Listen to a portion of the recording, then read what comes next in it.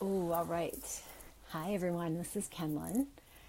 And today I have a really special, auspicious interview with Michael Lennox, my astrologer. So, yes, here he is. Let's join him in. I think it was my. Hey, Michael. Let's see if I need to do anything else. Yes. I'm Oh, there. we did it. We did Yes. it. All right. Awesome. Well, thank you for joining. I am My so pleasure. glad. I just love having these conversations with you, and it just allows us to mark these events Yeah. and be aware of what's really Yep. happening. Yep. Yep. Yep. Today is a really special day. Today, I call it my coming out today, or my threshold crossing, because Chiron is leaving Pisces. See you later. Mwah. I love you. Thank you. And moving into Aries. Um, and as you know, I wrote this book called The Art of Turning 50. And I'm showing it here. And Woohoo. this is my second revision because my first book did not have anything about Chiron Return in Okay. it. Yeah, and then I'm not sure how I ran across it, but it was a godsend Mm. because I turned 50. I was super psyched. I felt the psychological shift that happened in my consciousness, moving from the archetype of the maiden to the queen. But then, like, shit started to happen. And I was like, what the fuck? So I heard about Chiron Return and having an opportunity to revisit our core wounds. You know, You that's you. know, You make that sound so delightful. I know, Having right? an opportunity to visit before. Yeah. Well, I think you made it sound delightful because I actually remember a oh. long time ago when you gave me a reading, and it was like probably our first reading, and you said that I had Chiron and Pisces and Saturn and the moon all sitting together in the 11th and 12th houses Oh. acting as one, Mm. and that I had the chart of massive Yeah. childhood That wounding. sucks. I know, dude, right? So so I Yeah. feel like I'm sort of the ambassador of Chiron Return. Absolutely. Makes total sense. And And the 11th right? house placement does mean it's a public expression experience for you. You do have some responsibility to talk about it publicly. Yeah, So thank you. have at it. And you teed me up Yeah. years ago, and then I put it, so the second rendition, this is the second version. I put a chapter in here on Chiron Return, and in fact it says opportunity for reinvention. Mm. And I wrote a quote from a samurai that said, "Barns burnt down, now I can see the moon." And for me, yeah, right? Because for me, that's really what it was, the end of an Yeah. identity of who I thought I was out of this wounded pattern. And then this choice point, like you're not a child That's anymore. right. You don't have to eat the poison. You can actually make a new choice. That's right. So I tell people that when they're turning 50, and sometimes they cry Mm. because they didn't know why they were being so hammered Yeah. after having gone through really looking forward to turning 50, and then just like everything goes wrong. So, Well, yeah, it's a return. And when a planet returns, meaning when it comes back to where it started, if we would anthropomorphize a planet, which is the best way to really understand them, it's like, I'm almost done with the journey. I got to cram some stuff in to complete my job of the first circumnavigation of the chart. So yeah, lots of stuff can come up in the Chiron return about the childhood wound. yeah. So, and Yeah, it for will. me it did. I know it doesn't happen that way for everyone. I have an Yes, auspicious you do. placement. So that's why I'm now the poster child of it and getting the word Yes. out there. But I'd love for you to share Yes. about what is Chiron and Okay. what is Chiron return. And then Okay. we'll go into Chiron moving from Pisces to Aries. First and foremost, let me say this. I love Chiron. As an Me astrologer, too. I have such a relationship with. Okay, so let's start with what Chiron is. First and foremost, he is a body from elsewhere. He is not from here. So he is not part of the soup of debris and gas and clouds and particles that became planets. He wandered in. So because of that origin, he has a gravitational pull with the sun that's very erratic and not elliptical, because he's not from here. So he's like, what? Okay, I guess I'm here now. Well, okay. And so he was named for a figure in in mythology that wandered kind of erratically. Chiron was a centaur, so he was half horse, half man, and immortal because he was half human, half god. So he enjoyed immortality. He was a teacher and a trainer, so he connects to lessons and learning and teaching and training. One portion of the Chiron myth, which isn't in every Chiron telling of the tale, but the one that I gravitated to, which is in some tellings of Chiron's tale, was that in the process of training Heracles, he suffered a mortal wound, but was immortal and could not die of his mortal wound. And so he took on being profoundly wounded for eternity. And in that, he developed healing mastery. So right in with what you're speaking of, that there is wound, there is pain. The transmutation out of that isn't that there's no pain or that wound is gone. It's that we don't identify with it. Now, I believe that all wound starts at birth, period. It is traumatic on every level to go from paradise in the womb out the channel, out the vaginal, like blood, rip, tear, blood. I mean, sweetheart, it's painful. And so it's the first relationship we have to our identity is it's painful. So every other experience that we have as infants, babies, toddlers, children, young adults, glom on top of the very, like for me, it's like this. I have re-experienced my birth about 150 times because that's part of my practice. So I have healed the birth wound through practice. And I know that this is the shape of my physical pain.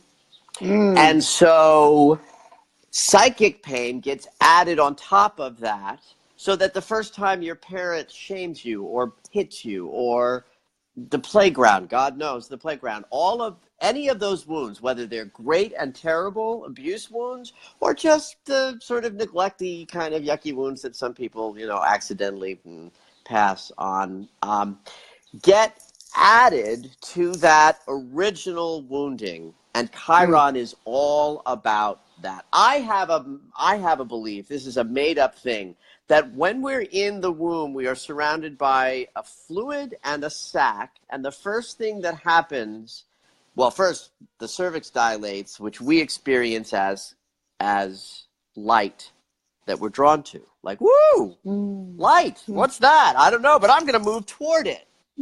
Then the birth sac has to tear. And out comes the water, and then we get born.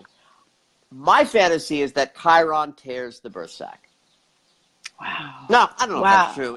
But it's a symbol of I'm wandering around, and as consciousness turns into life and body and embodiment, Chiron came around and said, I will open the sac. It's the first lesson.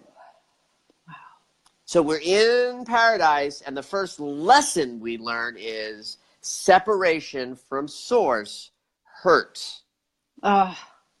Now, that doesn't mean identify with the hurt, but that's what we all do. That's the journey. That's the journey. But the healing is to disengage from identifying with the hurt, so that we go from a language to I'm in pain to the language of there is pain. If I'm in pain, then that's all I am is pain. I'm in pain. I am in pain. Yeah. That's your identity. So we want to move towards a languaging that is, there is pain. There is pain, and it's showing up right now. That's the distinction between identifying with pain and identifying with yourself as the witness, and pain occurs. One last thing that I want to say about Chiron is that Chiron was in his teachings when he trained and taught Heracles and Achilles and anyone else he came upon. He teaches by experience, not curriculum. So it wasn't like, here, Heracles, here's what we're studying today. It would be like, what's happening? Oh, this happened, we're going to teach you about that. Oh, it's winter, we're going to teach you about that. Oh, it's time, someone came around, we got to learn about fighting. So Chiron's curriculum, if you will, is life experience. Yeah. So it's not something you can plan to learn. You have to learn by virtue of what is being triggered. And that's the lesson. Chiron is the one who said, here's your lesson. Not because he's a dick, but because he understands that we learn best when we're immediately faced with a thing that's occurred that we have to learn about. So he's very much works in that realm. And then the Chiron Return, which can be very challenging, is the completion of everything you need to heal. Now, that doesn't mean it's perfect. It's not magic. It's not a TV movie. It's a cyclical shift that at 50-ish, we're like, oh my God, I'm no longer wounded. Because not everybody has that experience either. Some people at 50, life is over. Because they're like, I'm half dead, more than half dead. I'm 2/3 dead. And I've hated all of my life. But if you're on a conscious path, chances are you're not tuning into this Facebook Live. You are somebody who is up to that task, and then it becomes something to welcome as the last hurrah of identifying with the painful childhood wound experience and moving into centered experience. Yeah, that was totally my experience. And it did catch me off guard because I knew about Saturn return, but I didn't know about Chiron return. All of them return. Every planet all the returns. They all return. But I think the two that are hardest are the Saturn return and the Chiron return. And it was a great gift because I've had a lot of Saturn in my chart, as you know. I had a lot of Pluto in my chart throughout my 30s and early 40s. So I was really tested. And then to come back to the original wounding, which for me was like abandonment, and revisit it with it totally in my face, but have a completely new relationship with it. That's right. Was actually really gratifying. And so who I know myself to be now, having gone through that, is a lot stronger, a lot clearer, and a lot more, like when you describe Chiron, I feel like that's the journey of humanity. Like most of us don't get a hall pass from the pain and the suffering. No. And as you said before, the basic pain is just separation. So even if you've had a really great life, you've still been born. You're still in a body. Right. You're still in a body that looks and feels separate. Yep. And so to just embrace that now at this time of post Chiron return, because I think I'm 21 degrees Chiron in Pisces. Oh yeah, and you're done. I'm so done. I'm so done. So I'm so excited. Well, and one of the things you mentioned to me about wanting to chat about is, well, what's the planetary significance of Chiron entering Aries? Because it's very, very significant. Yeah, let's get into that. Shall we go there? Yeah, let's go there. In the natural wheel of the zodiac, Aries is first. Pisces is last. So Pisces recognizes, invented, if you will, the unity consciousness, the connectedness of all life, of all consciousness, of all beingness. And Aries being first is the startup. When the sun is at 0 degrees of Aries, we call that the beginning of spring, the beginning of the astrological year. So that trigger point at the 30th degree of Pisces and the 0 degree of Aries is called the birth canal. So think about this. Consciousness is in this void, the void of unity, the void of oneness. And it's Aries that says, I'll go, I'll jump. And Aries jumps into the void and emerges into the landscape, into Gaia, and says, I am. Now, that's separate. It's separate individuality, not separate from source, because none of us are separate from source, but Aries invented separate identity. And then, of course, we go through all of this evolution so that we have language with Gemini and, balance with Libra, blah, blah, blah, blah, blah. But Aries invented separate identity. One of the things that's going to be necessary to heal the planet is every individual identity is going to have to be a couple of things. One is free as they can be from their wound of separation. Yeah. Two is step into their full expression unequivocally, without hesitation and without reservation. And then three, recognize that we are part of a community of individuals who are one, yeah, but we're not operating in oneness. We're operating in separation. So the blessed way to do that is to say, oh, I am a fully individualized expression of the divine, but I'm individual. And to connect to the divine, I must interact in my community with other fully formed, individualized expressions of God, and in community, heal the planet. And so the idea of Chiron being in Pisces for the last 8-9 years is that the healing is in the invisible, in the unconscious, in the Piscean mansion of there's only one of us here. And then by Chiron moving into Aries, it's like those days are over. Now it's here, now on the earth, present, healed, ready to lift up and support. So I'm of the mind that as all kinds of other, we can't talk about every astrological transit that's happening right now, but if we could, the value of now Chiron moving into Aries is the healing presence is here. It's in a body. It is on the planet. It is expressing as individualized people ready to work in community to bring peace to the planet. And there's no mistaking that the passage of Chiron through Aries predates Pluto moving into Aquarius. And in about 10 years, Pluto will move into Aquarius. And that's when the power of the Lord of the Underworld will start creating a unified sense of individual movements towards peace. Right now, it's about movements separate. And Chiron and Aries will help create separate, individualized peace movements. The women's movement, this movement, that movement. And then when Pluto moves into Aquarius in 2025-ish, maybe a little late, I can't think, but soon, but a ways down, like a decade away, that's when they will begin the process of unifying and bringing these movements together in greater community to have a greater impact. But this moment here is about how am I embodying my healing presence, and am I ready to be in the fullness of my expression? Am I doing the biggest, bestest job of being me so that I can support the planet? And Chiron in Aries is all about that.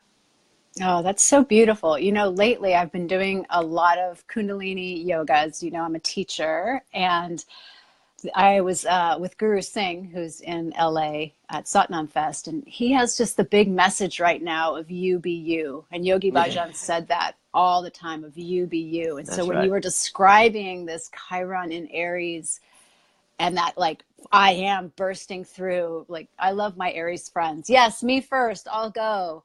That individual consciousness, it feels like right now, to prepare us for that collective unification and healing, that we do have to acknowledge our own individual gifts.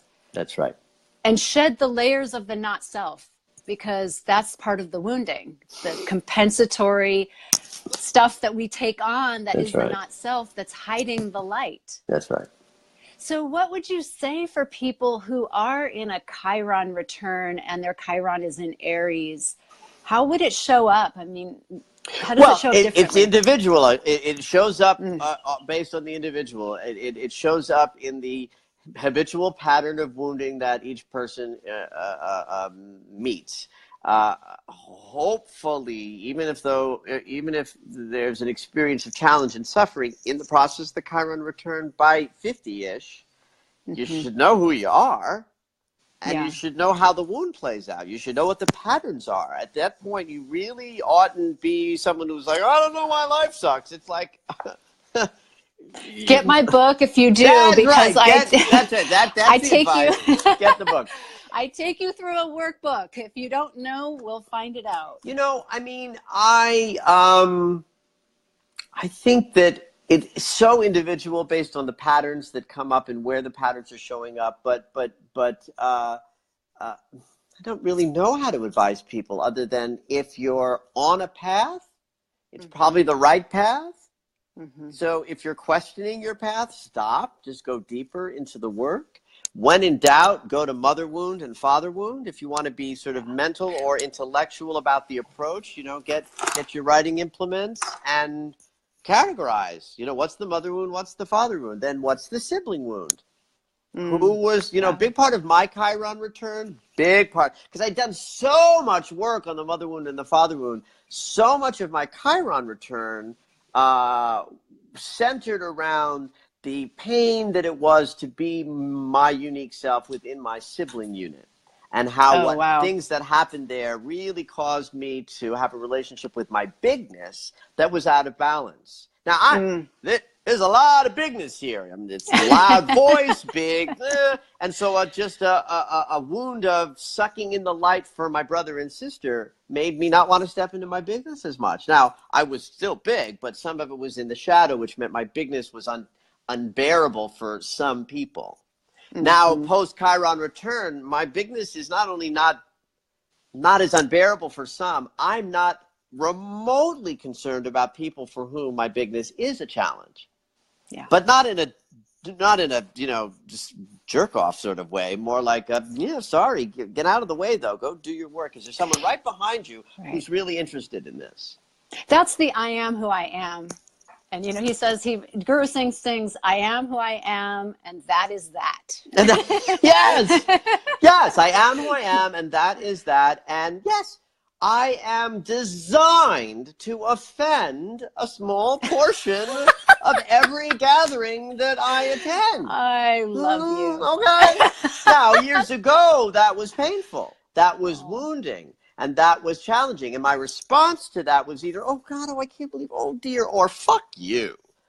But it's neither of those now. Right. Now it's just yep, okay. Sorry. No, I'm not going to get any quieter. You might want to leave the room. Just the deep acceptance. And we don't get that without some fire, without some testing. Absolutely. Fire, testing, grieving, geschrien. You know, I'm a firm believer that anytime I'm asked anything, I have to mention the breath.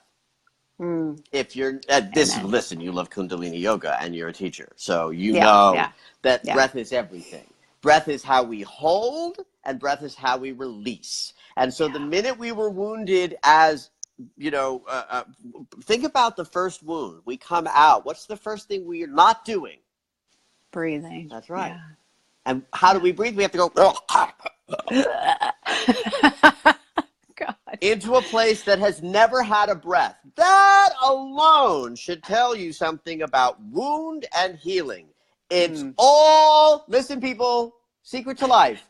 It's all in the breath. Yeah. Amen to that. My God, you nailed it there. That's it. There's nothing else really. Now, the you know, I pointed this out, the idea that the intellect is it's a tool. It's a way to identify. It's a way to, but the healing is in the body and it's in the breath. You know, dance around the living room for 2 or 3 years and you'll fix everything. 2 or 3 years, right? Breathe in your belly. Breathe in your belly. Yeah, that's beautiful. One last thing. Yes. I read somewhere about someone's interpretation of Chiron in Aries, and it really had to do also with the planet. It was about the planetary wounding, Earth's wounding. And I was personally excited about that because I feel like we've been in this climate change conversation for so long. Wow. But we haven't had any traction on it. You know? I'm I'm buzzing from top to bottom with this question. Remember the story of we're in a void and Aries says, I'll go. And he jumps into the void. Where does he land? Loosely on Mother, on Gaia, on Earth. So the first consciousness that entered from the all into the separation and the embodiment landed on the Great Mother here. Yeah. So in some ways, Chiron in Aries is actually here, tangibly on the Earth, in a way that Chiron in Pisces really wasn't. Chiron in Pisces was in the all, in the unity, in the infinite field of creative possibility. But Chiron in Aries is on the planet for sure. Yeah. Wow, that's incredible.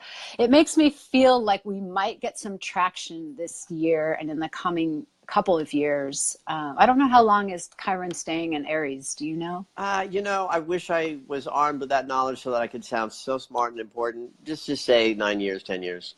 9 or 10. Something like that. Okay. Yeah, because it just goes back and forth, right? It doesn't make a circle around all of, as you said, it doesn't rotate. It does. I mean, from our perspective, it will. It's just not a round orbit, not an elliptical orbit, and a slow one. So it will go around the circle for sure, but it just won't do it in a measured, consistent way. Right. And though I'm sort of sorry that I didn't arm myself with how long it will be. Think of it as the next 10 years. Well, and I'll do another Facebook Live when it moves. So, that's right. So we don't have that's to right. know. And know this, that there is an interesting sort of dynamic of the way Chiron is going to enter Aries, in that he will turn around. Yeah. And go back into, so right now he just entered Aries like a minute ago. Somewhere this summer he goes retrograde, right? And so he'll go backwards and he will drop back in the fall into Pisces, and then turn around from Pisces sort of at the very end of the year, of this calendar year, and then he'll hit in, I think it's February of 2019 is when he hits 0 degrees of Aries for the third and final time. So what's valuable about that is no one gets left behind in the process of shift and change and healing from Pisces to Aries through that birth wound, the archetypal birth wound, that Chiron will be, in a few months he'll be like, nah, I guess we're not quite done. I'll turn around. And he turns around and he goes back, and then he does it again. Yeah, he retrogrades a lot, doesn't he? Yes, he does. Well, yes, he does. And, think about that, because we have to go inside and outside, and inside and outside. We have to heal the wound on the inside, and we have to move on to the outside. That's, that's how all healing works, because ultimately everything is interactional and interrelatable. That's how we know we're wounded, because it shows up in our interactions. Even if your wounding keeps you profoundly isolated, the fundamental wound of isolation is non-interaction. So every wound is interactive. That's how you know you're wounded, because you're like, oh, hi. Yuck. Why did they look at me like that? Yes. Yeah, totally. Well, good. I pray that, we can all hear this message and know that it's just a normal part of our embodiment and awakening.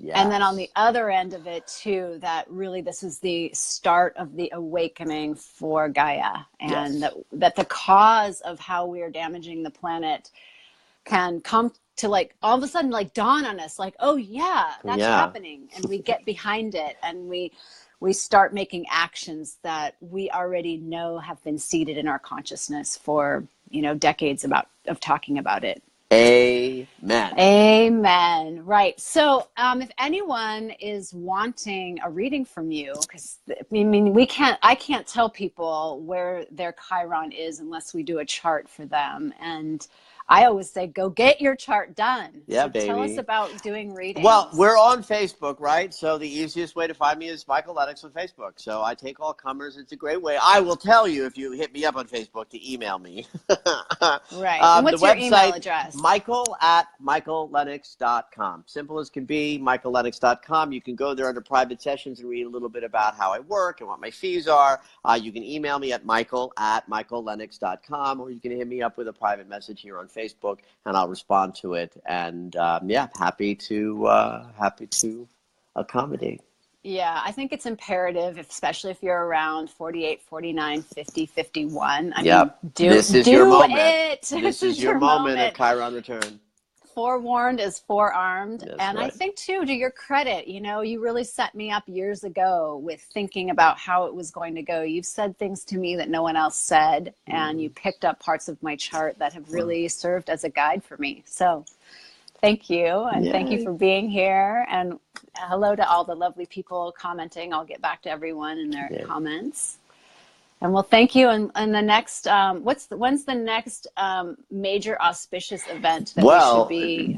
That's Uranus changing signs too. So Uranus moves into Taurus in like the second week in May. And by the way, back in 2010, I think it was when they both moved from the previous sign into the next sign. So they're doing this tandem thing. So the Great Healer and the Great Awakener are in tandem, 30 degrees apart, moving mansions and going from, so right after Uranus finished with Pisces, that's when Chiron moved into Pisces, and 10 years ago, they switched houses. They're doing it again now. So in the beginning of May, which is just a month away, the Great Awakener will move into the grounded, stable sign of Taurus, which will be anything but grounded and stable. Ooh. But earthy, you know, Taurus also invented form. So though Aries said, I am and I am here, it wasn't until Taurus came along to tell us where. And what Taurus told us was, I am form. Then Gemini came along to say, well, let's talk about it, because I can't understand you unless we have language and communication. Oh, it's so good. Well, it's more to come then. More to come. Maybe we'll do another one in Absolutely. May. Yeah. All right. All right, Lots of love. Bye. Thank you. Bye-bye.